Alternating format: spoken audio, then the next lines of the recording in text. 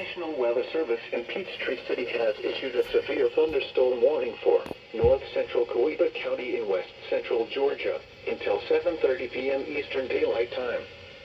At 6:38 p.m. Eastern Daylight Time, a severe thunderstorm was located over Thomas Crossroads, or near Newton, and is nearly stationary. Wow. Hazard, 60 miles per hour wind gusts and quarter-size hail.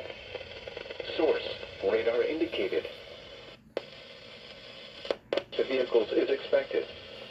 Expect wind damage to roofs, siding, and trees.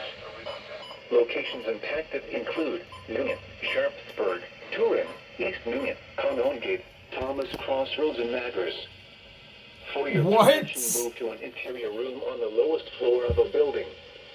If you see wind damage, hail, or flooding, wait until the storm has passed, and then call the National Weather Service toll-free at 1-866-763-4466 or tweet us your report at NWS Atlanta.